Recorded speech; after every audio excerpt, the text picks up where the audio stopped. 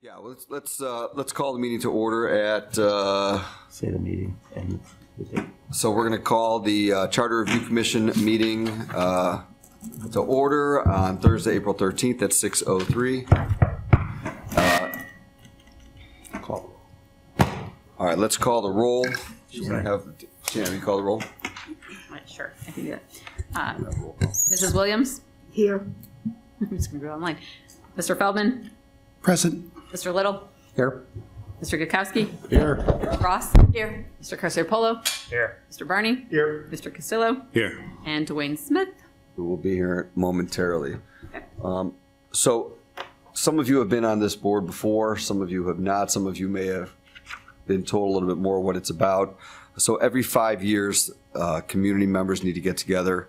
As part of our charter, every 5 years, community members need to get together to go through, review the charter, determine what needs to be changed, altered, due to the fact that as time progresses, things become obsolete, things need to be updated.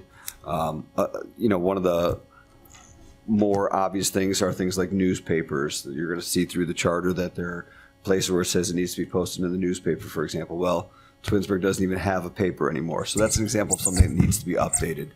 Boards and commissions might no longer exist. The processes that we do in the city get changed. And so the charter says that every 5 years, community members need to get together and determine what needs to be changed, what does not need to be changed. The reason that the meetings are so concise is there's a timeline, because everything we decide to change, it needs to go to the vote of the people. We just can't decide, all right, let's change this, let's change this. Anything that is decided that needs to get changed, the people in the community need to vote on it. And so sometimes you want to be selective as to what you want to choose. If you choose 52 topics, it might be overwhelming for the community. You want to really hammer out what's most important and what's not important. So just so we can help each other, who has done this in the past? Was it just you and Dwayne? Yeah. Okay, it's just you and Dwayne. That's what I thought. Say it again. Yeah. Okay. So while we're waiting for Dwayne, that's a great idea. Why don't we introduce ourselves? Why don't we start with me? My name's David Post. I'm on City Council here, Ward 4. And I've been in City Council for about a year and a half now, and I really enjoy it. I was on this commission 5 years ago with Dwayne and Adam, so I'm glad to be on it again, so I understand the flow of it and how it works. And really this is, so that's me, and I'll talk more about that afterwards. So, welcome. I'm Sam Scafidi. I'm the mayor. I've been around a little bit on council for 20 years. I'm the mayor since July. So I'm the mayor. I know. So that's all I have to say. Thank you. My name is Sheila Williams. I've been in Twinsburg about 43 years when there was nothing out here. Except you. Yeah, you're so sweet. And I'm retired. Chris Feldman. I've been in Twinsburg for about coming up on 17 years. And I've been on a few of the boards here, Planning Commission, a couple other boards. So for Ward 5 back then. Mark Little, Twinsburg resident for 25 years, I think. I do executive retained search across the country, and I'm still working, so Nice. haven't retired. Yeah.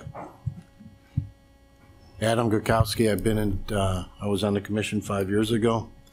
Twinsburg resident for 27 years, 26, 27. Really enjoyed being on the commission. I'm retired except for tax season. I still do 400 tax returns a year. I'm Courtney Ross. I've been in Twinsburg about 14 years. I own a fitness business. I'm a functional medicine practitioner and a realtor, and I am also on the board of our Master Association and my smaller homeowners association. Angelo Carcer-Polo, been in Twinsburg about going on 10 years, been on a couple different committees, not this one so far, so it's good to be part of this one. Financial planner at Skylight Financial Group. All I got. My name's Tom Barney. I've been a Twinsburg resident for about 20 years. I was active coaching my son in a number of sports when he was younger through the travel programs here. I've not served on any committee before, and I'm an attorney for my day job.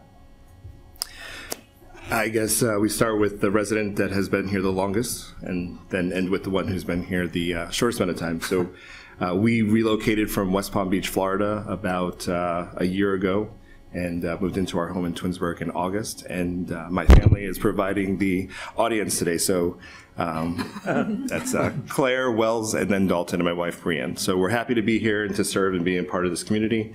When we moved here, I too became a realtor. So looking forward to getting to know more about the Twinsburg Charter and all the goings-ons in the city. Nice. We'll jump back to Dwayne. Thank you. Dwayne, you want to tell us about yourself, Dwayne? So, Dwayne Smith, I've been a resident for 19 years.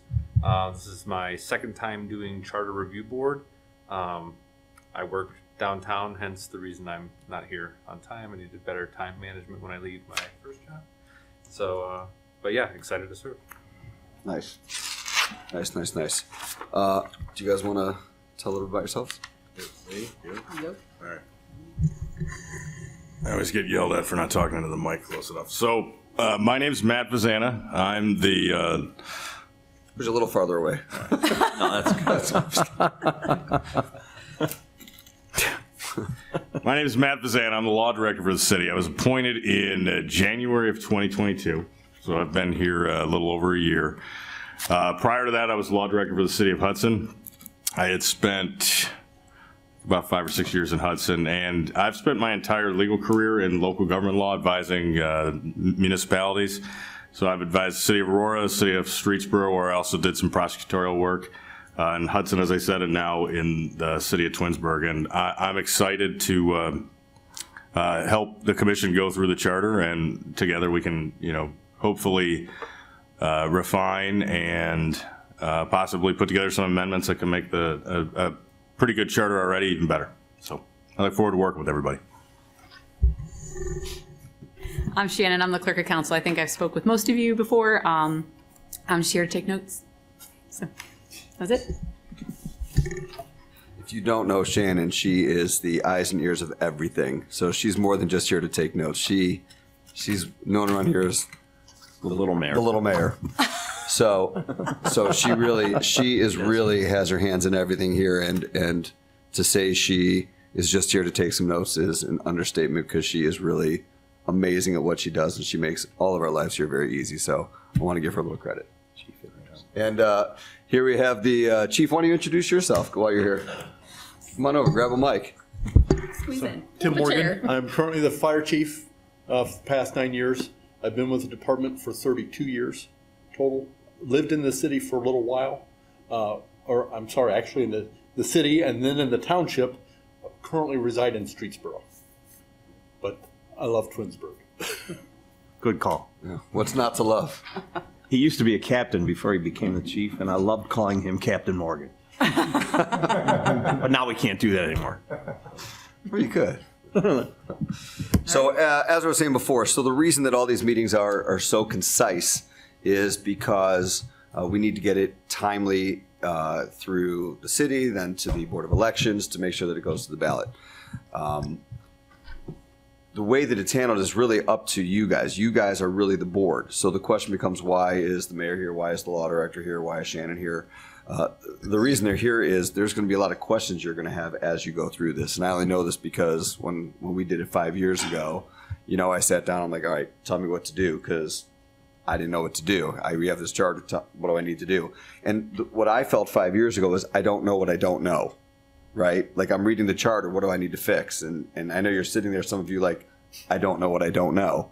And that's why they're here to help you with all those questions that you will have, because there will be a lot of questions you have. And, how do you fix a charter when you don't live it day to day? And that was the question I had last time also, is I'm not in City Hall every day. I'm a city council person here. I'm not here every day to know the day to day. And that's why they're here also.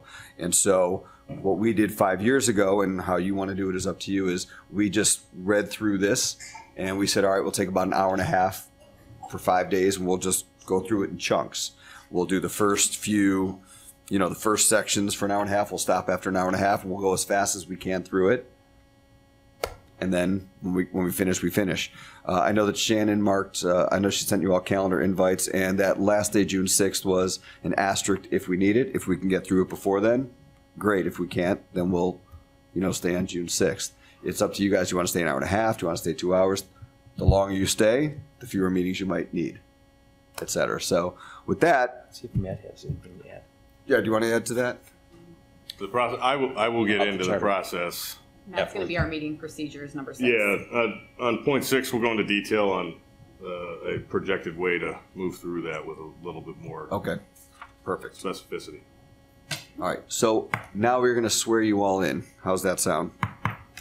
Sound good? All right, so we're going to do this all at one time. And so we're going to all stand up. Taking a picture. Ready?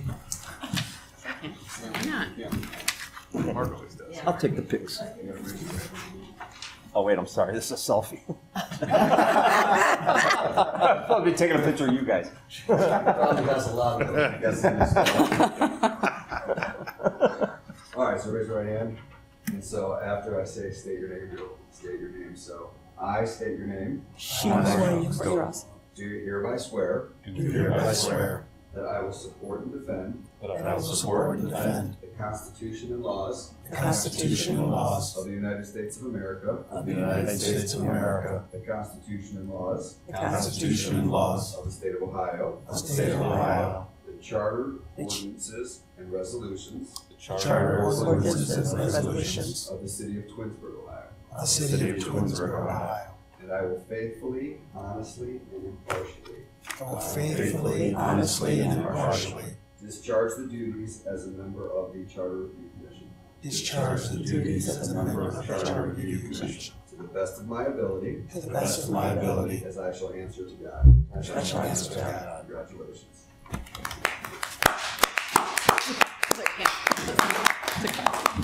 Why do I feel like I just got married? Oh, hell no. So all of you guys have 2 copies of your oath in front of you. If you guys could sign them all and then pass them down this way, I'm going to have Mr. Post sign on those, and then you guys will get a copy to take with you, and then I will keep the other copy for the city records. Yeah, talking to your mic. It's fine. Oh, yeah, sure. Oh, shoot. Is the date wrong on? Just you can scratch the date there. Always something. It is. You reading things.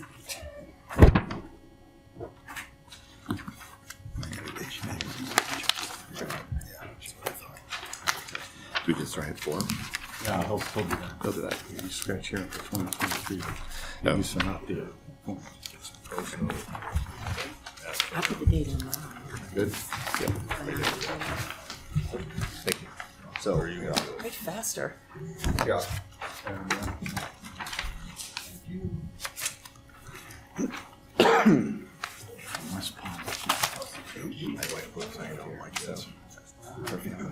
Make you think about your My daughter was babies. born. Oh my God, that's my name. About the same age. Where's your name? Yeah, I got a 4-year-old and a 2-year-old. Where did you work? I get to take you home. When you were done with those good days and bad. Angela, you need a pen? When I got Angela, I had a you need a pen? before that. Did you say you need, I thought you said you lost your pen. No, I said mine. Does he know? Okay. your name. Oh, sorry. I'm sorry. Go ahead. Thanks, man. All right. So at this time, we need to nominate a chairman and a vice chairman. You can decide amongst yourselves who would like to be a chairman or a vice chairman. If there anyone who has a desire, maybe let the rest of the group know that you have a desire to be chairman. I don't know if someone who's already done it in the past wants to be chairman. What does that mean? What's the difference? To be a chairman or a vice chairman? Yeah. Well, the chairman's just kind of lead the meeting and just kind of read through this stuff and kind of just be the, just kind of be the person who just rolls through the meeting and will just read through the agenda and we'll just go through section by section, and, the vice chairman will be the person who is the chairman if the chairman doesn't show up one day. Is the chairman signing off on the meeting minutes at each meeting? Yeah, the chairman will sign off on the meeting minutes, and also will handle any motions that are made. So you'll sit in the center and you'll field the questions and kind of keep order over the meeting. And then when motions are needed, the chairman will handle the motions. And if the chairman needs help with the motion, Mr. Vazano will tell you word for word what it is you need to say. And then you will just repeat what he says, and then the motion is made. So if you're not sure how to make the motion, he will walk you through that. True? Yeah, I can provide advice on motions, should you so desire it. I just don't want you to feel like, Yeah, no, I don't want you to feel overwhelmed. Like, I don't know how to make a motion. I don't want you to feel that way, you know? That's a good point. I've kind of often envisioned myself a little bit as a referee in public meetings. So if you ever have any questions about procedure, I'm here. I'll be at all the meetings, and we can straighten it out. Yeah, I mean, he tells us at city council meetings, you need to do this, this, and this. So don't feel like it's overwhelming. So is there anyone who has a desire to be chairman? Or anyone would like to nominate anybody else? I say we nominate the newest resident. Because that way he can learn about our city. I second that. Okay. You nominate him to be chairman, okay? Welcome home. Just want to make sure. All right, any desire to be chairman? Sure, I accept your nomination. Okay. Discussion. Is there any discussion on that? Is there a second to that? Did you just say second? Tom Barney second? I second. Tom Barney second. Is there any discussion on that? Are there any other nominations? Are there any other nominations? I think you got it. Will you call the roll? We got to do it. Shannon, call the roll. All right. Mrs. Williams? Yes. Mr. Barney? Absolutely. Mr. Carciopolo? Yes. Mrs. Ross? Yes. Mr. Gakowski? Yes. Mr. Smith? Yes. Mr. Little? Yes. Mr. Feldman? Yes. Mr. Costello? Yes. All right. All right, You get to congratulations. change seats, and then you get to So the rest of the meeting. you'll go sit in the center of the. Your nameplate with you. I know. Take your name, please. And your family left for that. Hey, you can show them the video I tomorrow. think they left because of it. Right. Take your nameplate. There you go. All right. That's it. All right, we're done. So, So at this point, you're going to ask for nominations for a vice chair. Welcome to Twinsburg. All right. Is there any nominations for a vice chair? Is the chair allowed to make a nomination as well? Sure. Curious. Sure. I'll do it if somebody wants to nominate me. Oh, okay. I nominate Angelo. I second. Okay, we have a nomination. Any nominated? Sheila, second. Right. So is there any discussion? Any discussion on the motion? Let's vote for Angelo. Call for a vote? no. Gonna get like pins made and all that? All right, Call so the roll. call the roll. Can we call the roll? Ms. Ross? Yes. Ms. Williams? Yes. Mr. Feldman? Yes. Mr. Little? Yes. Mr. Gakowski? Yes. Mr. Barney? Absolutely. Mr. Costello? Yes. Mr. Smith? Yes. Mr. Carciopolo? Yes. All right, so now you're going to continue along and go to meeting procedures. Just follow the. Just the follow agenda. this, exactly.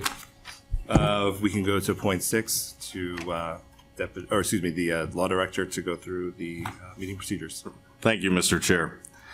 That was nice, wasn't it? That's good. Right away. So we'll do a little bit more housekeeping. So we have already enjoyed some fun motion practice a little bit here. So I thought it would be a great segue that we adopt a set of rules. I would recommend we adopt Robert's Rules of Order to handle the governance of our business. So if it would please the commission before us tonight, I would ask that someone make a motion to adopt Robert's Rules of Order to govern the actions of the Charter Review Commission. And then, Mr. Chair, you'd seek a second, have discussion on it, and then ask Shannon to call the roll if that's the pleasure of the commission. And to Mr. Post's previous comment, I'm pretty familiar with Robert's Rules, given how many times I've been asked questions about it over the years. So Robert's Rules, if you are not familiar, is basically your basic set of deliberative body rules, and it's what we just did. Motion, seconds, discussion, and a vote. And then there are a lot of other subsidiary rules that I don't think we'll need to get into in a charter review commission. But at that, that'd be my recommendation. What are the commission's thoughts? Do I ask for the motion from the group? Yeah, I would ask for a motion to adopt Robert's rules. Is there a motion on the table to adopt Robert's rules? Yes, I'll make a motion to adopt the Roberts rules. I'll second. Now that you have that, you need to ask for discussion. Yeah, then After that, you got a motion and a second, then you ask for discussion. Any discussion on the point? In case anybody wants to know what Robert's rules are. No discussion? Shannon, can you call the roll, please? Mr. Feldman? Got it. Yes. Mr. Gutkowski? Yes. Ms. Ross? Yes. Mr. Carciopolo? Yes. Mr. Smith? Yes. Mr. Little? Yes. Ms. Williams? Yes. Mr. Barney? Yes. Mr. Costello? Yes. Thank you, Shannon. There's only one more vote, so. All right, the second housekeeping matter, and I promise we're not going to spend all night doing motions. So we're going to get into the meat and potatoes of all this shortly here. The second thing that I would advise is that the commission appoint a secretary to keep the minutes, advertise upcoming meetings, call the roll, as you've seen tonight, and distributing the materials to the commission members before each meeting. Shannon has volunteered to do that for you, should you so choose to pass a motion to appoint her as the secretary of the commission. At that, I would ask, what are the commission's thoughts on appointing Shannon as the secretary? Absolutely. Do you accept? Being volunteer, so yes. Well, okay. Bravo. Do we have to seek a motion to accept it? Yeah, I would say ask for a motion to appoint Shannon Collins, clerk of the commission. We have or a secretary of the commission. motion to appoint Shannon Collins secretary of the commission. I'll make the motion to appoint Shannon Collins as secretary. I'll second. We have a second. Second. Who was the Any second? discussion? Discussion. Any discussion on the topic? Yes, thank you, thank you, thank you. Any more discussion? Madam Clerk, can you call the roll, please? Mr. Barney? Yes. Mr. Gutkowski? Yes. Ms. Ross? Yes. Mr. Feldman? Yes. Mr. Little? Yes. Mr. Smith? Yes. Ms. Williams? Yes. Mr. Carciopolo? Yes. Mr. Costello? Yes. Thank you, Shannon. And the last bit of housekeeping business, and it's kind of been a running joke around City Hall today that I have been told not to talk too much tonight and not go on to a big long spiel about all this. But so I tried to prepare my remarks here so we could get through them pretty quick and stay at a 30,000 foot level on this, because I believe that as we work through the articles, that's when we can kind of dig into the who, what, when, where, and why, and together, like I said in the beginning, try to work to create a better document if we can. But before we get to that, I'd say the last really boring part of what we're doing would be an acknowledgement tonight that just keep in mind that you have been duly appointed to a charter review commission for the city of Twinsburg. That means that our activities are subject to the Ohio Sunshine Laws, which, if you're not familiar with those are two acts. One, the Open Meetings Act, which you're enjoying that right now. We're in a public meeting, it's being recorded. You have a secretary who will keep minutes of that.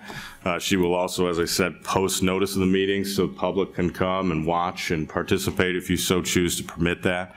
And then also the other side of it, I would say the side that I always make a point of talking about at the outset when I advise on commissions like this, is that it's also subject to the Public Records Act.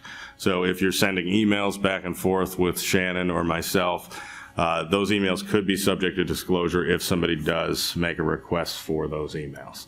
And finally, as a part of that, when you do receive materials that come to the whole commission, so if Shannon sends out an agenda for an upcoming meeting, please do not hit reply all and say, hey, here's what I think about one of these attachments. That has often been considered a meeting that would violate the sunshine laws, because you're discussing public business when you reply all and everyone else is seeing that. So that, I don't want to get too deep in that. I don't think that we're going to run into any issues on that, but if you do have any questions about that, feel free to give me a call. I'm in the process of moving my office right now, so all my business cards and all that are boxed up in some box that I wasn't able to track down.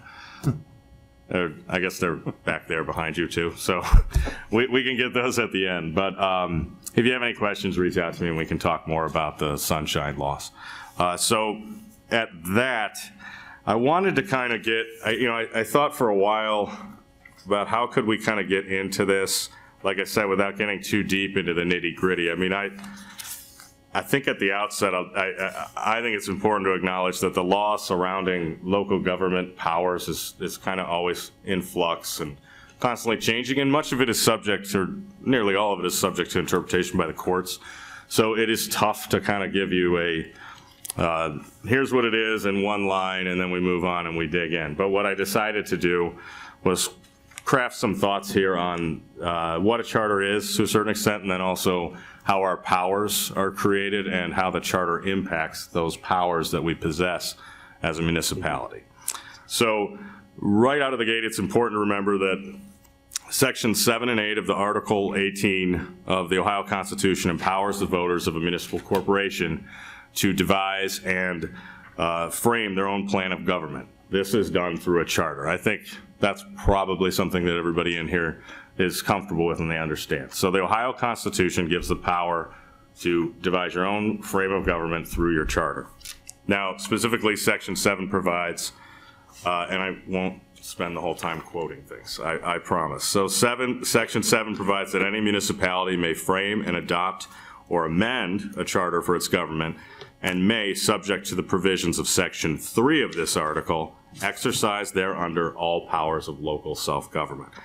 Now, Section 3, when we talk about powers, is the important part of our local self-government powers. Section 3 says, municipalities shall have the authority to exercise all powers of local self-government and to adopt and enforce within their limits such local police, sanitary, and other similar regulations, this is key, as are not in conflict with the general laws. These enumerated powers, and here's probably another phrase that we'll say a lot, these enumerated powers in Section 3 are referred to as the home rule powers. So when you were thinking about whether or not you wanted to hop on the Charter Review Commission, if you did any basic digging into municipalities and charters, you probably immediately saw reference to home rule powers. Section 3 and the enumerations therein are the home rule powers. Now, Section 3 contains 3 clauses. So this is where we get into the specifics of the powers that the city has and how the charter impacts that. So Section 1, or the first clause, is all the powers of local self-government. Remember that. Section 2 is the power to exercise police powers concurrently with the state of Ohio. That's another one to remember. And Section 3 is the conflict section, which says that the powers, the police powers of Section 2, cannot conflict with the state regulations or the state powers. So in a nutshell, those are the basics of the powers of a local self-government. So at that point, when I sense people are starting to kind of drift off and be like, oh man, this seems more like I'm going to class as opposed to sitting and having a good, robust conversation about my city's charter, I say, well, why does a city need a charter? What does that have to do with the charter? So the charter is required for Ohio municipalities to exercise some aspects of that power of local self-government and the home rule. So the charter is this very basic document that is at the root of many of the powers that we were just describing. So for example, a charter permits a city to choose its own form of government without having to default to one of the state's three forms of government that are statutorily provided. 2, a charter permits a municipality to create and organize the departments as it sees fit, or it can delegate that to the council. Or finally, and this is one that I know will come up in our discussions, the charter can set forth the local contracting process, and that can deviate from state law. So as a general rule, municipalities, without a charter, with a charter, they follow procedural provisions of the state, as long as the ones with a charter don't have a provision that conflicts with that. When the provision conflicts on procedural matters of local self-government, the charter prevails, and state law is of no relevance in that. So before we dig in, and we'll kind of go over the process, I mentioned you have the powers of local self-government and the police powers. What I think we'll do with that is, as we get deeper into that, we can talk with a little bit more depth. But I think before we get into our process, I would just say and this kind of comes up a lot when people talk about it. The Home Rule Charter is the constitution of the city of Twinsburg. It's at its base, it's our city's constitution. It establishes the framework for all of our government procedures and how we've built this city. So, for example, a city manager community versus a mayor council community versus a mayor council administrator community. These are all decisions that are made within the charter by the people that live here. And that's a pretty powerful thing. So why are we here? The Charter Review Commission is authorized pursuant to the Twinsburg Charter. As I said, the Constitution permits cities to not only adopt a charter, but also amend that charter. And I have a little bit of overlap here with what Mr. Post was saying, but currently we have 5 meetings scheduled. So what we've done is we've broken the articles into 4 different blocks that we hope to track. So Articles 1 to 3, which we hope to go over tonight, Articles 4 to 6, Article 7, and Article 8 to 12. So those will be the 4 different blocks we have. And the proposal that we have is that we'll go through the articles tonight. We'll talk about them very casually. Any ideas you have, throw it out. We're not going to be making motions one way or another about whether or not it's a good idea or not. And then what Shannon and I will do is we'll take those recommendations back. We'll prepare red line drafts, and then we'll bring those back to the next meeting. And our meetings will essentially be broken into 2 parts. Part 1 is where we'll review the red line draft from the previous meeting, and Part 2 we'll move into that second block of articles to review. So at that point, do you have any questions? I mean, I think in my experience, it's always better just to kind of hop in. And we start with Article 1, and I don't... Oh. He's loud. Start with Article 1, and then we go there. Do we want to, so all the meetings have been adapted for us already, right? On our schedule. Yeah, where is that schedule? Was that on the, that was on the email? On the email. On the We email. don't have that in front of us, but yeah. I guess I just wanted to see if there was any conversation on those dates. I know we've already saw somebody respond back that one of the dates was a conflict. So are those dates firm or what? Because I think we have one next Tuesday and then the next one is the following Thursday, right? Yeah, well, that's why we have, Yeah, so many people on this board. So that way if one person can't make it, it's okay. We just keep moving forward. I guess I was just seeing if there were any other conflicts that Yeah, Shannon had been made aware of that Oh. might cause. I think as they pop up, it's, if people can't make a meeting, it's, Okay. it's unfortunate, but it's okay, which is why we have some. Well, so to that, Shannon just reminded me, make sure that if you know that you're not going to be able to be there, let her know immediately, because we need a quorum to call a meeting. So a quorum here is going to be 5 people. So to be able to have a meeting, to actually conduct one of those blocks of articles, we need at least 5 people present. Yeah, I think I emailed you that I can't make the one in 2 weeks. Yeah. All right. Do we want to jump into Article 1? Yeah, I think, I was going to ask Shannon, when we did it the last time, who read the lines? So last time, the chairperson, which was Mr. Post, kind of just threw it out there like a teacher would, like, hey, will you read this section? And just kind of passed it around so that you weren't listening to the same voice I'm a teacher. continuously. So you guys can do it however you want. It's up to you guys as the commission. I know that last time, though, when we read this, there were red marks. Remember that? That'll happen at the next meeting, so we'll have the red line Red lines versions. based on what we talked about tonight, correct? Correct. That's correct. Okay. Yep. All right, so what I was saying is that anything we talk about today in terms of changing, next week you will see an updated charter in red of all of the potential changes that we talked about tonight next week. So that way it'll be a living document to keep evolving. Do we have a volunteer to kick us off? Sean, you can make motions yourself too, and you can read. Okay. So do we need a motion for someone to start reading? I can just start reading them if you want. I don't have a problem with that. Let the board do the thing. Well, no, I mean, I figure, Give him a short section. yeah, I mean, this is the first meeting. So I do want to note, keep in mind as we roll through all the meetings, one thing that I've noticed over the years is, there's this initial urge to start making a lot of different amendments, and you want to kind of pull out the red pen and go crazy. But everything we're doing will be heading to a vote of the electorate to decide whether or not to adopt it. And there is a very real thing out there, of if you hit the voters with too many different things, that can sometimes cause the voters to just say, this is too much.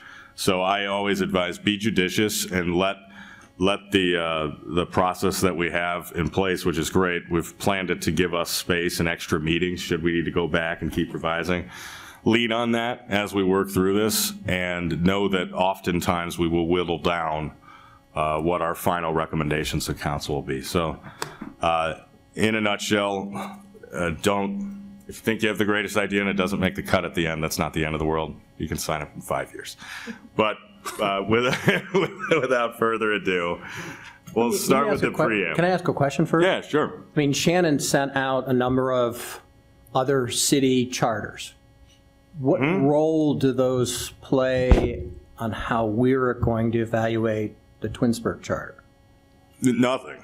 I mean, there's no direct impact, but what we often do in charter reviews is we show neighboring charters, so you can use that as a starting point. Because the difficulty, and this is like I think already acknowledged, we show up here as a group, we're given a short amount of time for a constitutional review of the city's arguably most important document. So what we've found over the years when we do this is it's always helpful to say, hey, on night one, here are the different charters that we have around us. Read through this, because those differences that you'll see become pretty good talking points for us to dig in a little bit further into what might work for Twinsburg and what might not work for Twinsburg. So great question, but no direct impact. I mean, charters are, by their very nature, what you will be doing throughout your commission service is creating an extremely unique document that, as I briefly hit the powers, sets forth the procedural powers of the city and the choices that the city's residents are making on their own for how they want the city to be run and what form of government they have there. So it's, at the end of the day, it's a very unique construction. I to make a comment. So I've been on charter reviews for other cities, and what I've seen is when you're looking at other charter reviews, as to Mr. Vanzana's point, is you're also looking at consistency. If you got something that's, when you're reviewing the others and comparing it, when you're going through, and as it was mentioned earlier, we don't want to give 30 or 40 different changes. So you're looking at say, well, this is somewhat consistent with what other cities do. If we don't feel it's going to have a big impact, then we move on. And that helps us when we are finished and we submit it to the council. They're not having to go through, a Cecil B. DeMille picture.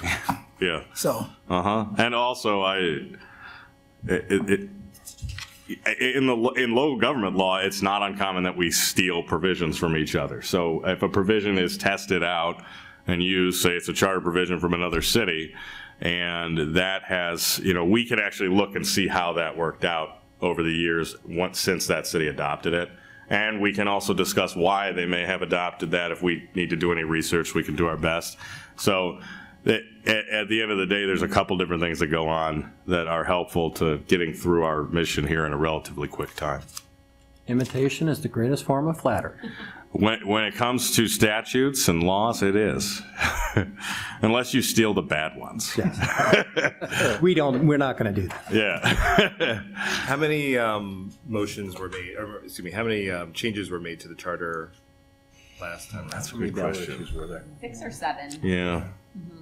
That actually went. There were a few issues that they I think we presented. had like We 9 talked or about 10. a lot. I'm sorry? We have 9 or 10 on the ballot.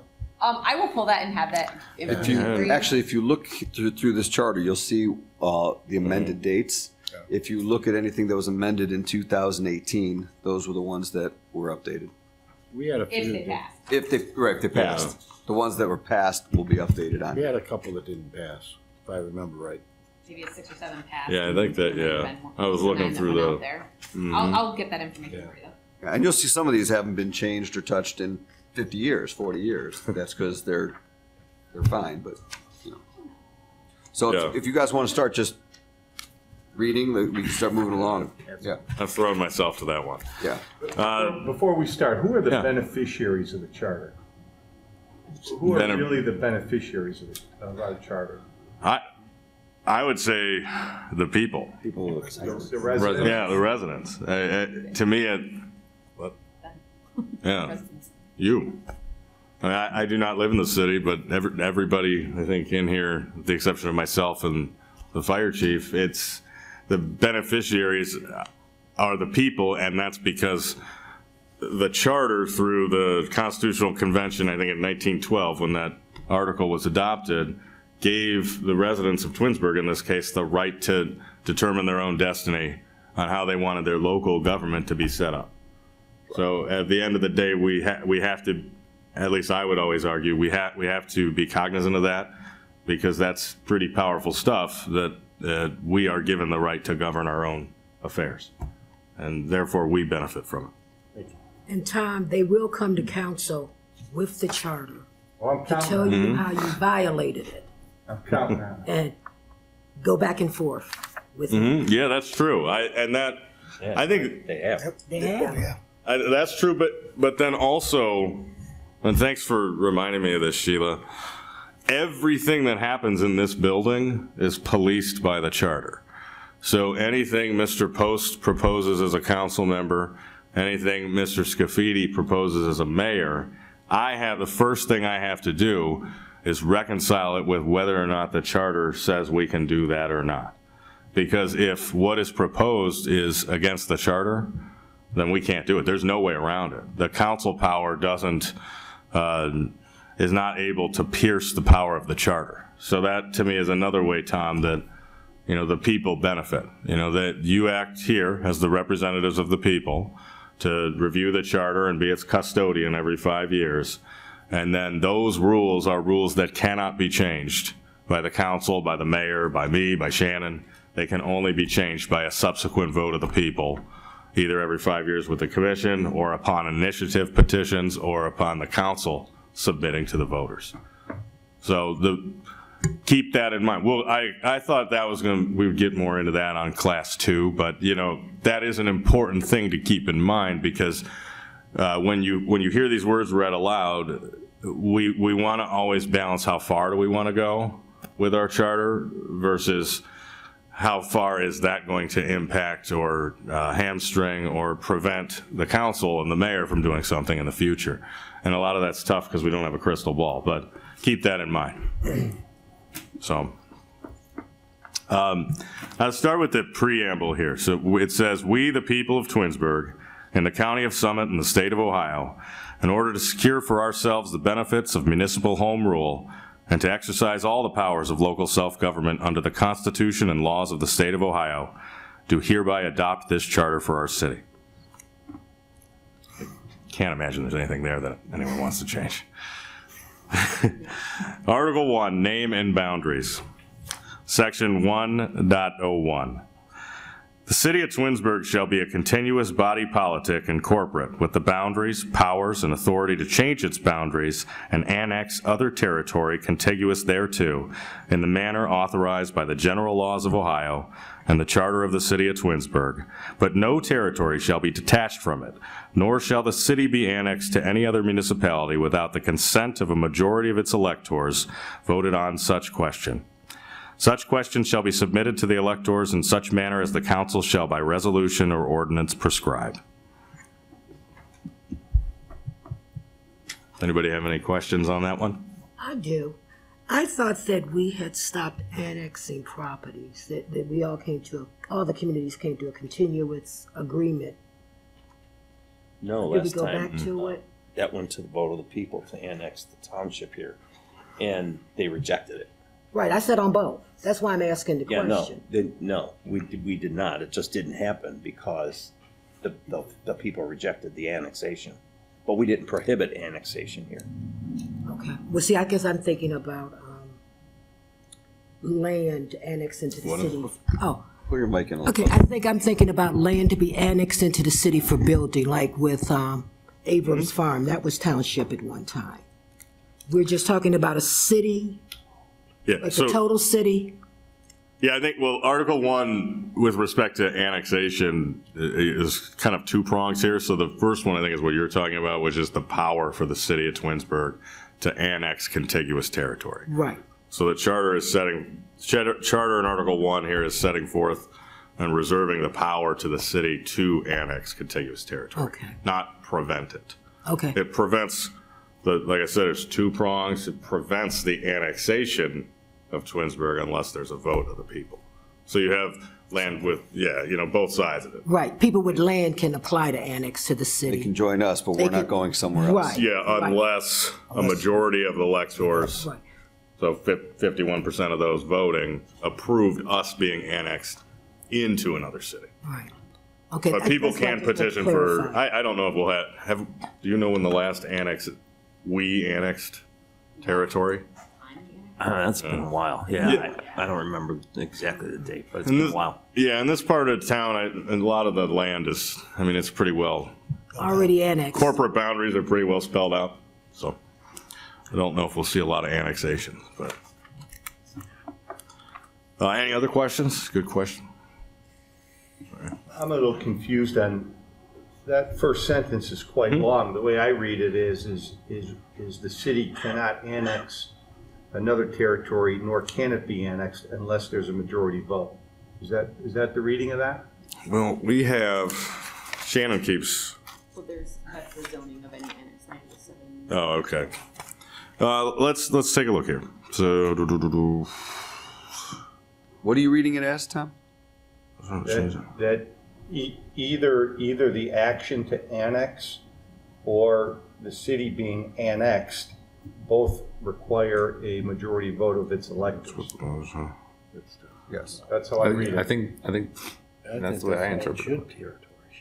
That's true. I think that's what it's saying. That's right? the way it has been. I've sat on the township side, then I sat on the city side. I was asking the question I asked Tom because I've watched land be annexed, so he just explained it was two-pronged, so I have a different understanding of it now. Yeah, I see that. Let me look into that, because I've seen it a couple different ways when you're annexing territory. So like council can, based on petitions, can annex. So I'd have to look into that one a little bit more, but I do get what you're saying. Whether or not it's a list of things and then the last part modifies all of those actions. Based on that, though, is there a change that you'd like to see from that, or is it kind of more just like how clear the language is? Just clarity, because I think it's subject to multiple interpretations. Yeah, when you first read that, I thought that city could just annex somebody. But I agree with him. When I read it again, to me, it says to be annexed or annex has to be a vote, which is what I would agree with. And so no territory shall be detached from it, nor shall the city be annexed to any other municipality without the consent. We could clean that up, make it clearer. If it is true that so do you want a majority of the electors to be in charge of annexing territory or detaching territory? You want that both to go to a vote? Because like I said, in some cities, the city council can annex territory based on. Yeah, and the only reason I bring, when I was on the planning commission here, this goes back several years, at one time, we were looking at, there was some developers wanting to develop property along the 480 behind off of Haddon Road. So they were looking at putting some development in there.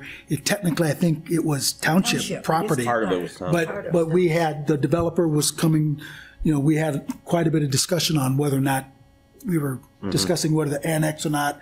But there are some other economic reasons that stopped that. But, those are situations where I think we want to be careful that if we got that city has some opportunities with regard to adding some revenue, building, industrial, commercial. I don't want to strap us to where we can't, take an opportunity. Or force it to a vote. Or force it to a vote. And that's my reason. I've been a part of a lot of those activities in my day job. Yeah. And again, we're just as this was being read, it almost sounds like if the city's going to annex, all we have to do is follow the laws of Ohio and the charter. But if we're going to get annexed, if part of Twinsburg is going to get annexed, then that goes to the vote. Yeah. So that's a differential, Yeah, that's how not the same process. And No, that's correct. Yeah, that's how I read it. But what I'm hearing is you want to see if we can, or if all of those actions can be subject to a vote of the people, or am I misunderstanding? No. I think if the intent is to allow the city to annex via the laws of Ohio and via the charter, and the act of annexing is not going to go to a vote, meaning there might be timing reasons, and there's a lot of issues that happen, as most of us know. Then that should stay just part of council. Got it. However, if there's a move to annex part of the city, then for other reasons, that may want to go to a vote of the electorate. Yeah. I think that differential just needs to be clarified in this language. I agree with that because, if we're all currently taxpayers of the city and the city wants to annex, like as a resident, I want to have a say in that.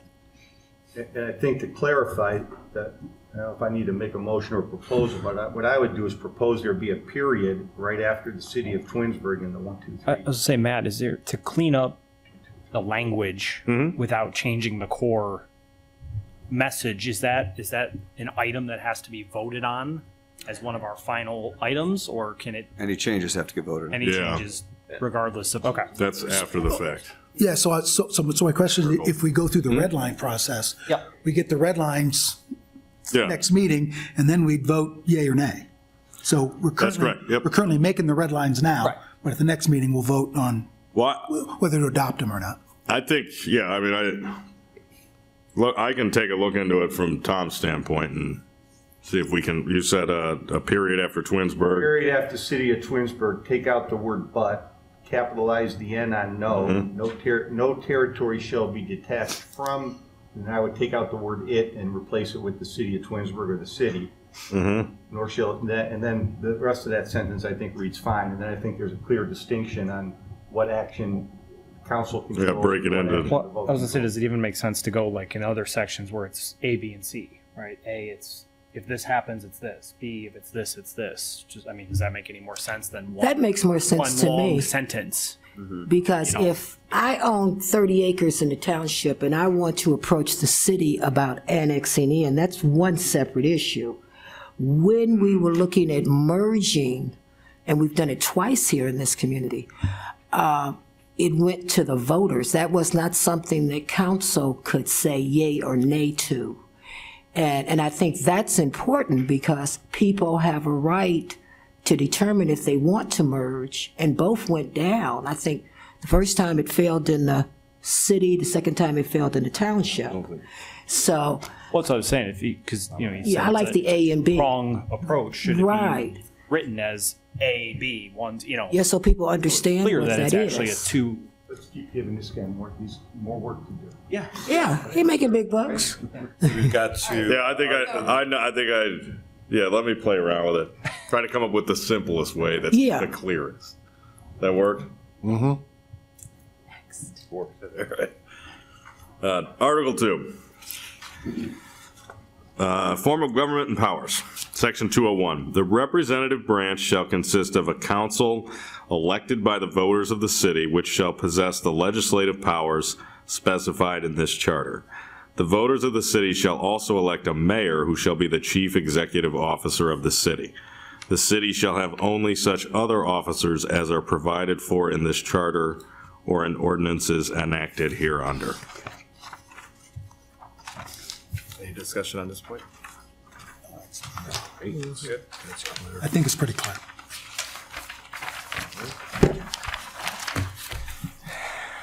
All right. Listen, you read all night? Go ahead. We're close. Section 202, powers. The city shall have all the powers, general or special, governmental or proprietary, that may now or hereafter lawfully be possessed or exercised by municipal corporations under the Constitution and general laws of the state of Ohio. The powers of this city shall be exercised in the manner prescribed in this charter, or to the extent that that manner is not prescribed herein, in such manner as the council may determine. The powers of the city may also be exercised, except if a contrary intent or implication appears in this charter or in the enactments of the council, in such manner as may now or hereafter be provided by the general laws of the state of Ohio. I will say before you dig into that, that's a pretty standard grant of power. I wouldn't advise that we modify that. If it didn't read that way, we would want to amend it to read that way, because that reserves all of the powers to the city of Twinsburg.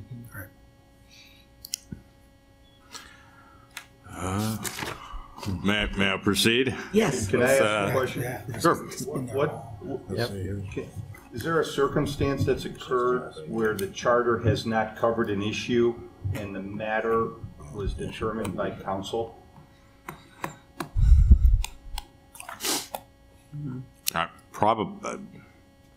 Probably many times. I can't think of a specific time while I've been here, but the council has the power to prescribe rules and regulations.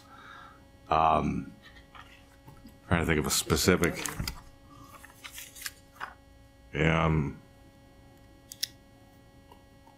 to think. Under which prong? Like police powers or the power of local self-government? Looking at the second sentence, the powers of the city shall be exercised in the manner prescribed in this charter, or to the extent that the manner is not prescribed herein in such manner as the council may determine. Yeah, I think that would just look to the codified ordinances. So you then break it into two different things. So if like when I talked about our main two different powers under the home rule powers, when the council prescribes the salaries for the employees, that's not in the charter, but they're exercising a home rule power. When the council prescribes the zoning ordinance, that's a police power, which isn't in the charter. So I think that, if I'm understanding your question correctly, I think those are times when the council is exerting powers that are home rule powers, so like charter level powers, but they're doing it it's not already in the charter. Thank you. Article 3, is that? Okay. Council, number and terms. All the legislative powers of the city, except as otherwise provided by this charter and by the Constitution of the state of Ohio, shall be vested in a council of 7 voting members, 5 of whom shall be elected from wards and 2 at large. The mayor shall be considered a member of council pursuant to section 4.05B of the charter. Council members elect shall assume office on the first day of December next following their election. The regular term of council members shall be 4 years. The start date of December 1st, I believe, was something that was heavily discussed by the last Charter Review Commission. Does the commission have any questions about that first 301? So if I remember correctly, and maybe Mr. Gakowski or Mr. Smith, you guys can correct me. This was one of the ones that we discussed heavily, but never, it was one of those that kind of got pushed to the back that we didn't put on the ballot. The reason with that, the December 1st date, we were told by the Board of Elections, we needed a specific date. We couldn't, it used to be read as the first, it used to read as the first council meeting in December. And now we had to pick a specific date. So that's where that came from. It wasn't. Although Shannon, this was updated in 18. Yeah, I'm sorry. That one did pass in 18. It was in 14 that we talked about and didn't move Wasn't forward. there because there'd be an overlap where there could be a period of not having a council person? Well, there was like the person would leave, but then the next person didn't come in until the. Well, that would change their term. Yeah. It wasn't a set number of days for the term because the first meeting fluctuated. It could be on the 1st. It could be on the 7th. Right. So like term lengths fluctuated. That was what the Board of Elections told us. But to your point, Mr. Post, the revised code provides that an individual can retain their office until the successor is appointed. So even if you're past your term, or if you're, say a charter had term limits on commission members, so they could only be, 3 terms of 4 years. Even if you've passed 3 terms of 4 years until your successor is appointed, you stay in, and that's pursuant to the Ohio Revised Code. And that's so, government doesn't come to a grinding halt because the council doesn't appoint individuals, for example. Any other questions on that? Section 3.02. 302, Wards Districting Commission, Part A. The city shall, by this charter, be divided into 5 wards, and 1 council member shall be elected from each ward, and 2 council members elected from the city at large. Pretty straightforward. Yeah, I mean, this goes back to what I was talking about in the beginning. This is the heart of what a charter is. It's the form of government. Part B. Why are there 5 wards? Because the original charter divided up the city into 5 wards. I mean, that was the choice of the voters. I think it was in the 50s. No, that was the choice. If you, as a commission, wanted to choose to change how many wards there were, that would be fair game. You could change how many council members there were. You could even happen to Cleveland Heights a few years ago, you could change the form of government. They went from a city manager form of government to an elected mayor form of government. I wouldn't do that, though. It's my advice to keep the existing form of government. You're treading there, Brent. I was just wondering if there's a magic, No, some magic to it's all over the place. Most have what you're seeing here. I would say 7. But for example, I believe Aurora has 9 council members. And I think they have less wards, if I remember correctly. So like 5 wards, 4 at large. But 7, I think, is a good number. May be different than this, but do the wards, as population grows, does... So there's we will get to that, yeah. Right, there's a pre-district. Yeah. Your fearless secretary has some information on that. very next letter. So Part B is the districting commission. The council shall appoint 5 qualified voters, 1 from each ward of the city, determined from the registration from the last general election, who shall comprise the districting commission. The voters chosen shall not be employed by the city in any other capacity. And Mr. Chair, if I may read through the rest of this before we get into it, because I think it's all part and parcel about the districting commission. And then we can discuss that. Shannon has some things prepared for you to consider. Part C, report and specifications. By the 10th day of January, at least every 5 years from the date of the report of the last preceding district commission, or as often as necessary to comply with the statutes of the state of Ohio, said commission shall file with the clerk of council a report containing a recommended plan for adjustment of the council ward boundaries to comply with these specifications. 1, each ward shall be formed of compact contiguous territory. 2, each ward shall contain as nearly as possible the same number of qualified voters determined from the registration for the last statewide general election, but wards shall not differ in size by more than 10% of the voters in the smallest ward created. This report shall include a map and description of the wards recommended and shall be drafted as a proposed ordinance. Once filed with the clerk, the report shall be treated as an ordinance introduced by a council member, but shall be subject to amendment or deletion in whole or in part by a majority vote of council members, so long as the above specifications are complied with. The council may, by ordinance, provide for the creation of a districting commission to convene and report at such earlier dates as it deems advisable. Part D, procedure. The procedure for the council's consideration of the report shall be the same as for other ordinances. It must include both the map and description of the recommended wards. Part E. The council shall adopt the ordinance as recommended or amended at least 180 days before the next regular municipal election. If the council fails to do so by such date, all council members to be elected at such election shall be elected at large and shall serve as council members at large until their terms of office expire. After such an election at large, the districting commission shall convene and adjust the ward boundaries in accordance with the specifications, requirements, and procedure earlier provided in this section, except that the ordinance shall be enacted at least 180 days before the next regular municipal election following such election at large. Part F. The new council wards and boundaries as of the date of enactment shall supersede previous council wards and boundaries for all purposes of the next election. The new wards and boundaries shall supersede previous wards and boundaries for all other purposes as of the date on which all council members elected at that regular election take office.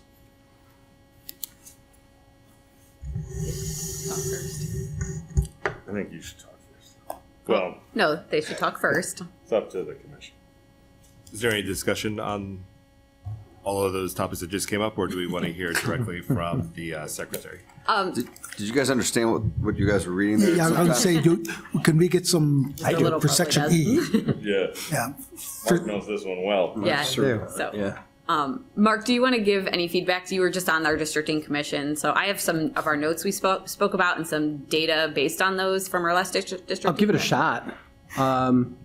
So we had a group much like this that we got together and we had kind of the old map, the current map, as well as the voters associated with each ward. Now, what we were tasked with is making sure that there isn't anything more than a 10% difference from ward to ward to equal things out among the 5 wards.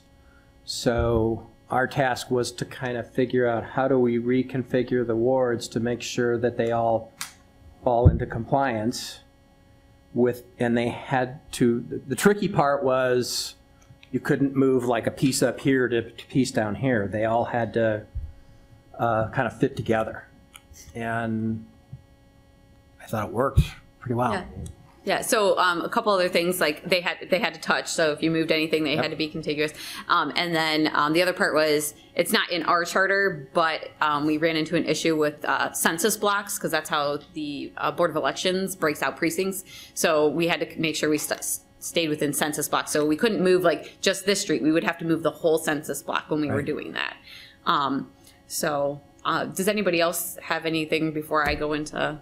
Part of the ward, isn't part of the ward redistricting based upon population? So no, that's kind of the stuff I was going to get to here that I can answer. Yeah, that was my question. Is it population or registered voters? So we are registered voters, and we're kind of a unique situation. As I'm going to give you guys some stats, I was in communication with the Board of Elections a lot during our last districting, and again, most recently, to make sure we had all our facts and nothing else had changed.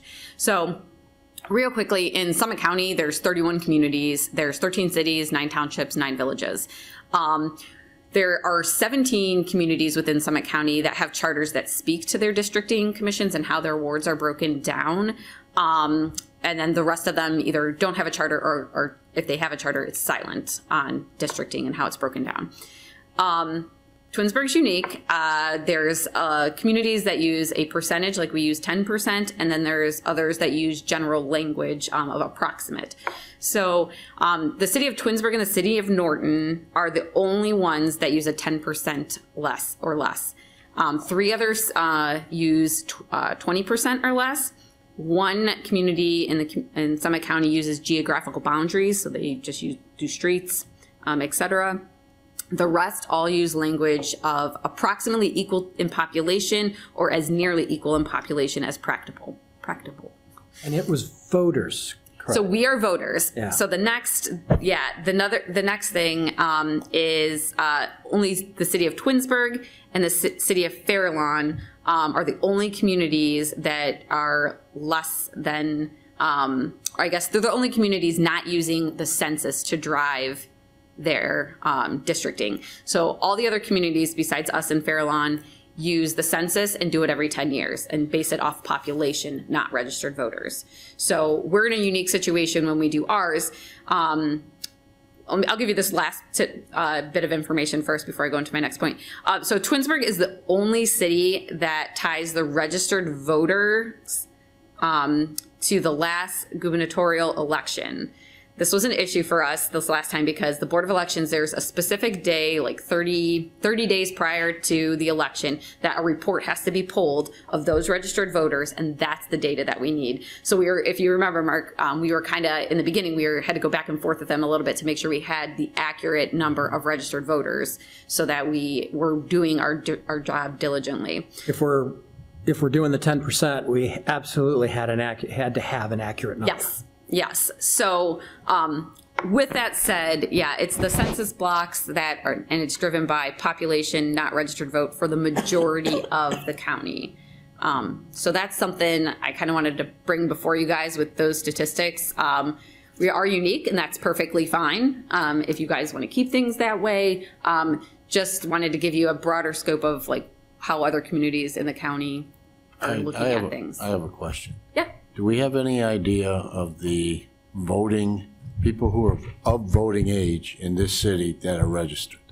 I can get you that number because we just pulled it for the last districting that we had. That's where I'm thinking if we have a large percentage that are registered, then it's pretty much decided by the voters per se. But if we have a lot of people who aren't registered, then a few are deciding the boundaries of the districts. And I'm just curious, and I don't know what a good number is. I mean. Yeah, I want to say, in fact, Mark, if you could correct me, I want to say it was somewhere around that 750 to 800 per ward of registered voters. Like, I can try and pull it up here. I kind of remember that. Yeah, I can try and pull it up while we're sitting here. But again, I'd like to know how many residents do we have so that when we get the number of how many registered voters we have. Yeah, exactly. Yeah. Well, and we got into a lot of discussion about residents versus apartment dwellers and those types of things. But they're still registered voters even if they're in the apartment. And that we kind of went, because there was a discussion that, well, it's a transient population that kind of move in and out of apartments versus, residents that tend to stay longer. And we said, but there's the person that's going to move into the apartment is still going to be a voter. It doesn't change the calculation. Because there was potentially a lot of shuffling that was going to happen because the number of apartments tended towards one area. Towards one more, I know what you're talking about. And that was initially thought to be a problem, and it wasn't. Do the apartment owners have to identify to the city or the county how many residents are there? Like some communities you have to, I know in Cleveland Heights you have to register residents. If they're renting, it doesn't matter. To my knowledge, we don't have that level of. So that kind of puts us behind, Yeah, we don't have. the 8 ball of actually knowing who's a registered voter in the apartments unless we pull it out. Well, everything we did for the district commission is built off that date, that registration date for the gubernatorial election. So it's not so much about how certain individuals are reporting or not. We're just stuck with this one snapshot in time. Yeah, to me, the conversation that we need to think about is the metrics that we use in the charter aren't the metrics that the state of Ohio's Board of Elections or the Secretary of State through the Board of Elections uses to evaluate people. So that's why so many cities or numbers of people in areas. So that's why so many cities are using the census.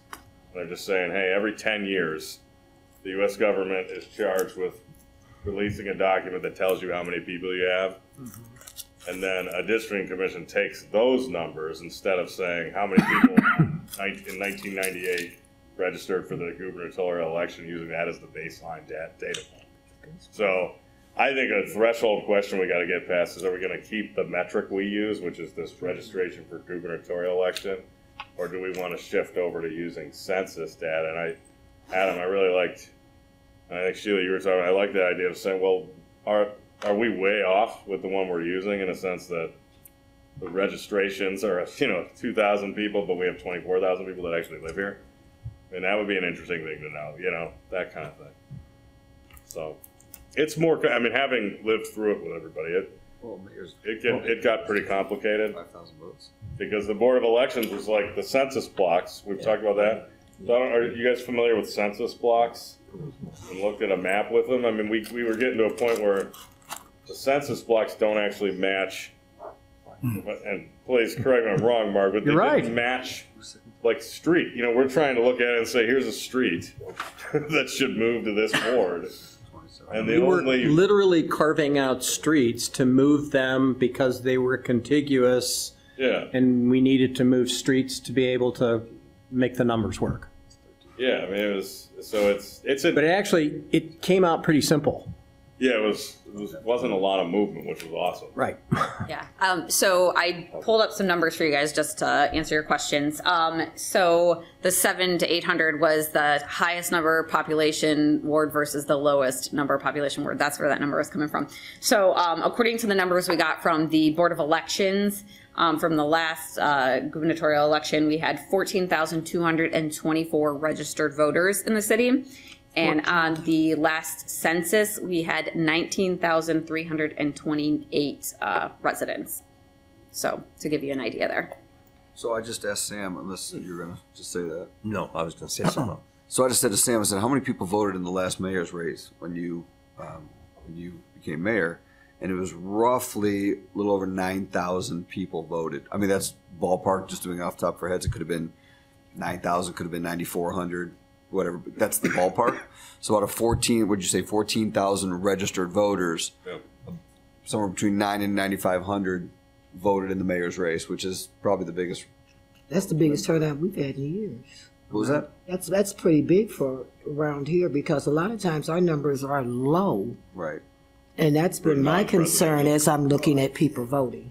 Well, the way we're doing it now, I think that from the last districting commission, that could have changed already because you're basing it on registered voters. Those people could have moved, and there could be somebody in that household that's not a registered voter anymore.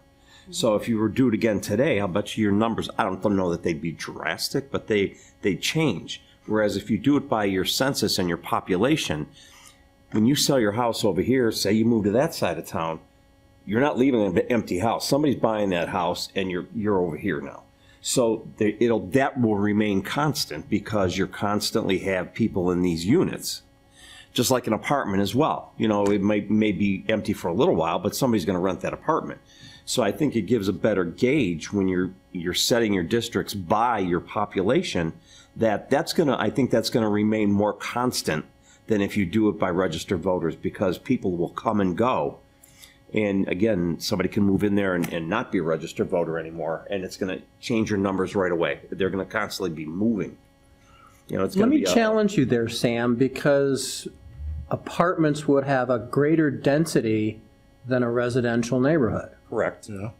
So an apartment complex would have more. And that's where kind of going to the registered voters. I mean, if you're a registered voter, if it's just pure population, I don't think that's the better way to go. But that's the population, Mark. Yeah. It's going to be populated. The number of people aren't going to change. The number of registered voters could, especially in an apartment, because they're typically more transient. So you can have people coming and going out of there. They could be registered today, but you know, in 8 months from now, those people could be gone, and the new people moved in and never registered to vote, Or vice versa. or vice versa. So that's going to change your. That's very fluid, I think, that way. Shannon, to did do we it like look that. at year after year?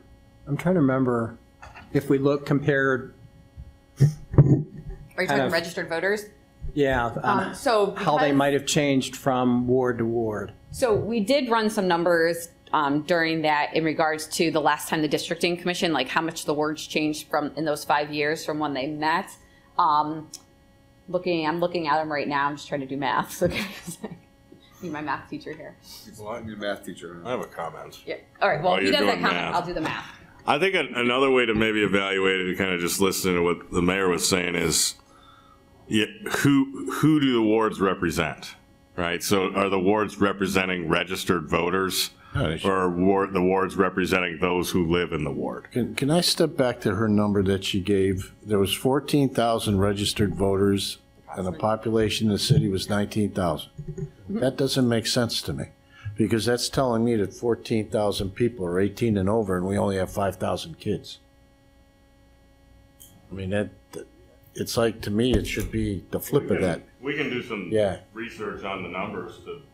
Now, the numbers I'm providing, just for the record, are the ward numbers based on the last gubernatorial election prior to the districting commission. Again, that number can change, but these are numbers directly from the Board of Elections, and the number is directly from the census website, just to give you guys some reference to where I pulled those numbers from.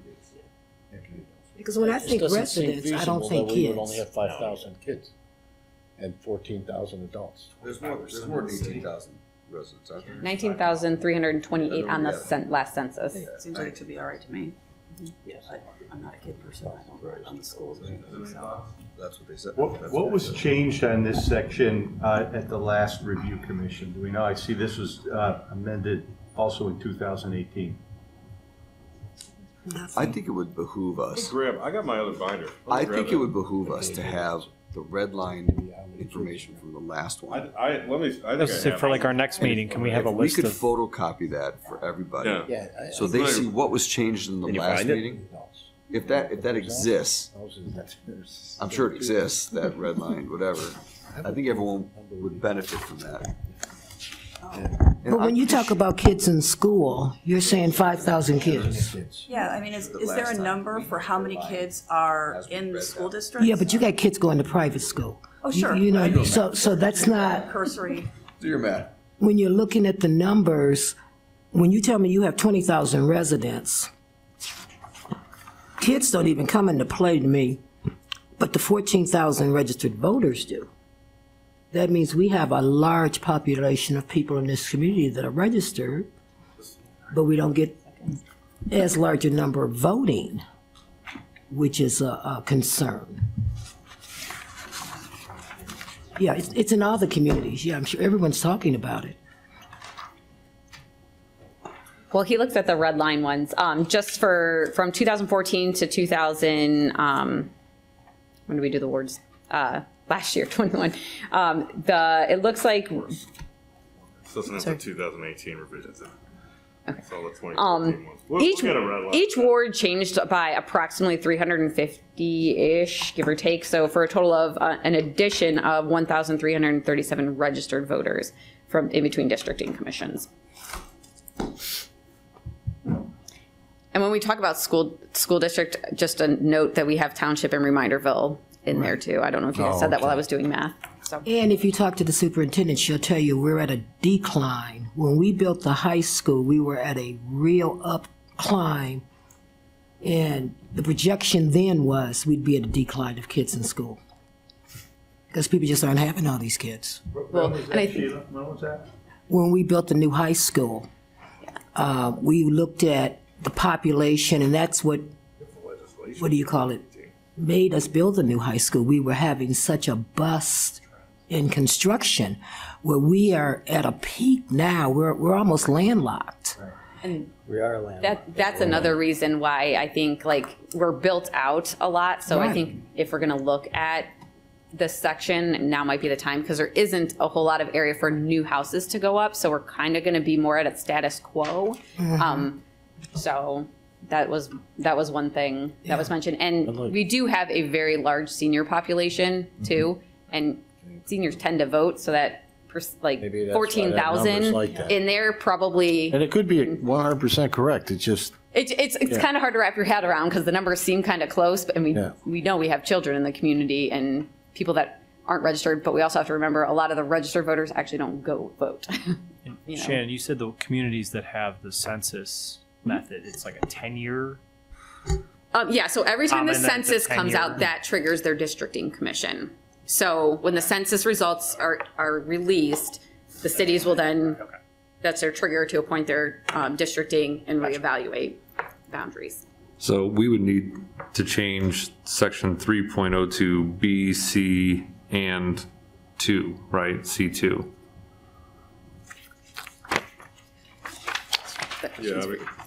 Yeah. Because we'd have to change the 5 years. 10%. You get rid of all of it, just put one line in that says upon receipt of the Census. Yeah. Yeah. The commission shall be convened and shall review the census data to make sure that all wards we'd referenced the previous section, are approximately of the same population, period. So you get rid of all of this, and then, Yeah. and that's a classic charter amendment choice. Do you let the council figure out the procedure of that, or do you codify within the charter the procedure? So I kind of hesitate. I can answer, but we can do it 10 different ways if we switched it to the census. This But is one of those census situations every where we 10 might years. look at another community's charter and their wording, if that's how you guys want to, if you guys want to look at a census option, maybe that's where we look at some of these surrounding communities that use that and look at all their language and then marry some of that to make language that's appropriate for Twinsburg. Well, but the only thing I will say, again, having on Stowe, because I was in Stowe, 10 years, at least with Stowe, and this goes back several years, but 10 years, we had a huge variance in population, which drove then redistricting, drove a lot of problems. I mean, when you're doing it more often, you normalize it. But when you wait a long time, you're doing this. And that's, I'm just saying, I'm just bringing that up. That was because from the that's growth one. well, that's, I mean, that's was, that's with how some of the issues other cities may have. And I'm saying we had, or at Stowe when I was there, that was, What drove I would say that such could a have been- change? What? Sorry. No, go ahead. You guys have the floor. I was just saying, what drove such a influx or? Well, I mean, you look at the timing. I mean, there was construction growth. There was a lot of land that, historically, 20 years ago, a lot of land used to be considered not profitable to build on. Okay. Well, I can tell you now, because I deal with a lot of industrial real estate, they're using any property they can find. Yeah, yeah. And so, now you're putting residential or industrial areas in areas 20 years ago you wouldn't even consider. Right. So, and in your planning, you're looking at those when you're doing your 5-year or your 10-year master plan. You're looking at that, because we did that here when I was on the master planning. We looked at areas that said, well, that's really not developable, and now we're developing it where we thought, geez, 5 years ago, we wouldn't even look at it. I'm only bringing that up as discussion as we potentially look at other charter reviews to decide, is that something we want to look at? Because you can look at some of these other charter reviews and look at what their, how they do the redistricting, it'd be that, or do we want something that if we're doing it, looking at it more often, it may be, you're going to have your ups and downs, but you're not going to be, at least my experience is you want to avoid the peaks and valleys. You want to normalize it. So, and that saves everyone in the long run more time, money, effort, whatever. So, I mean, I guess I'll throw this out there too. I'm just looking at time-wise, right? Like, we've gotten through 5 sections, and I don't know how cognizant we want to be of time, but, we only have so many meetings, so is this something that we could basically redline to kind of discuss next week, and that way everybody would have a chance to review kind of another charter if they want to, and can I come with what they think would be the right plan? Yeah, we could do that. And then if that makes sense, I'm not trying to.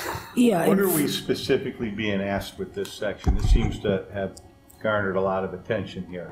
I personally think that we should, and I think this is kind of what you were getting at, Mr. Smith here. Let's make the question simple. Let us do the work. Bring you back some options. So to me, the question is, do we keep it based on this the registration, the voter registration, or do we take a look at what ward redistricting would look like under a population-based system? Can I make a comment on that? Just from a council representative, when I think about all the people who are in my ward that I represent everybody, not the people who are just registered voters. I got people calling me all the time with issues. I don't ask if they're a voter or not. They're still in my ward. They're still my people. And so I think that says a lot right there. Just a thought. And I'll add to that, when you talk about population, Twinsburg is in high demand real estate wide because we're landlocked. Yes. And so we're at the peak of our housing market. We don't have but a little bit of room left to do any type of building for residential. And so that puts us at an advantage of looking at it from a population point of view. Yeah, I think that was my Shannon point. was saying, Yeah. we're built out. Yeah, when I'm looking at it, I'm thinking, and I'm like David, if I wasn't a registered voter, I would still expect the same representation. I would not give you the same representation. As your councilman, you would. I'm on this, so I'm not going to say anything. Things just got real, Mr. Post. We've known each other a long time. So I think that that's something that we need to look at, is that we are at our max. Homes are selling. I've lived here 43 years. If somebody had told me a home was going to sell for $500,000, $700,000, I'd have said, yeah, right, Twinsburg, where they don't stay on the market long. And the senior population, our seniors aren't leaving. And so the condos are all taken, and they're taking their dining room and making it a bedroom now on the first floor if they want to stay in their house. So those things help us to really look at how we want to do this redistricting. Just a question. So we talked about time for a little bit. So I know we talked about doing an hour and a half today. We're past that. We want to get through all of section 3. So we've kind of talked about redlining this portion. You guys will have some suggestions for us. And then we'll go back and look at other cities that you gave to us, Shannon, and come back to you with the next meeting with some additional feedback, right? Well, we're not going to get through all 3. No, we're not going to get through all. No. Let's just call that right. No. Let's just call it what it is. I mean- I think that next time, when 6 o'clock starts, we just start reading. Jump right in. Yeah. You had introductions, you had a whole lot of Oh, no, things going on for sure. tonight. Today was a weird day because we had all those things going on, but I think next time you just start reading right away. And I think if we come with red lines and we look at, if you have copies of last charter, see what was changed last time, I think that will also help. You wanna with call the us land for the night? Just move along faster. Yeah, and I think, and Possible to email the red lines from the last section to us. Yeah, so I actually pulled up the legislation on this one, the districting commission. There wasn't a big change in 2018. The only change that was requested was where under B, where it describes the composition of the district commission, says that the voters, in our current charter, voters chosen shall not be employed by the city in any other capacity. That's there right now. It used to say in any other capacity except if you were a member of the Twinsburg Development Foundation. So what was struck in the last charter review was that there was no longer an exception for Twinsburg Development Foundation members to have a dual appointment, charter review and the TDF. That was the only change. But yeah, we'll get you the changes. It was a great point Mr. Post made. I remember looking down at my watch and I cut half of this stuff out of here that I was talking about because it was already, I think, 6:40 when we got, 6:30 something. So we'll have more time. We'll bring the red lines of the previous 2008 so you can see that. And then maybe if it's all right with the commission, I can kind of give you the highlights of each of those before we dig into each article, because I'm looking at it right here and it might be simple just to say, hey, we're going to do Article 4. Here's what was changed in 2018. Who's reading it? And then we'll just go through it like that. That works for me. Agreed. Do we want to move for an adjournment at this time? Make a motion to adjourn. Do we have a second? Second. Wait, hold on one second. Jeff. Get out of here. Wait, We've been waiting to say that. Angelo, did you make the motion? And who seconded? Courtney? Or who? Who seconded? Roll call. Say that all Who day. seconded the motion? Dwayne. Yeah. Dwayne did. Dwayne did? Thank you. So we are adjourned at 7:36. We have to call the roll. Yeah. We have to call the roll. Oh, sorry. Mr. Cresciopola? Try to do a Yes. voice Mr. vote. Smith? Yes. Ms. Williams? Yes. Mr. Feldman? yes. Mr. Little? Yes. Mr. Gakowski? Yes. Ms. Ross? Yes. Mr. Barney? Okay. Mr. Castillo? So we are adjourned at 7:37. So this is Wednesday.